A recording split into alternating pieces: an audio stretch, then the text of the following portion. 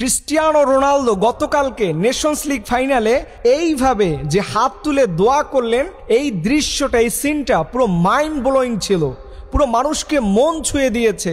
মানুষ বলতেছে যে ক্রিস্টিয়ানো রোনালদো ইসলামের আর কোন কোন বিষয় অনুসরণ করার বাকি আছে। আপনারা দেখেছেন প্রায় সময় তিনি মানুষকে সালাম দেয়, ঈদ মোবারক বলে, আল্লাহর নাম বলে, সেজদা দিয়ে লুটিয়ে থাকে মাঠের মধ্যে। এরপরে দেখা গেল সর্বশেষ যে তিনি হাত তুলে দোয়া করতেছেন।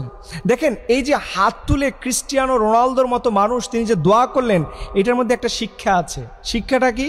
রোনালদোর মতো মানুষ সেও বুঝতে পারলো যে সৃষ্টিকর্তার সাহায্য ছাড়া, আল্লাহর দয়া ছাড়া কোনো মানুষ তার লাইফে সফল হতে পারবে না। দেখেন, আমরা কিন্তু এখান থেকে আমাদের জীবনে শিক্ষা নেই না। আমরা আমাদের জীবনে যখন বিপদে পড়ি, মুসিবতে পড়ি, সমস্যার মধ্যে পড়ি, তখন আমরা হাত তুলি না।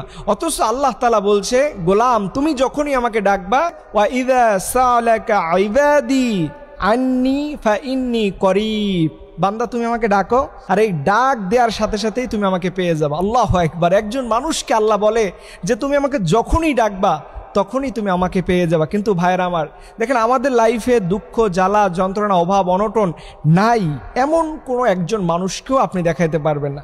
কিন্তু আমরা কি আল্লাহর কাছে চাই? আমরা কি আল্লাহর দিকে ধর্ণা দেই? আমরা কি আল্লাহর সাহায্যের মুখাপেক্ষী হই না?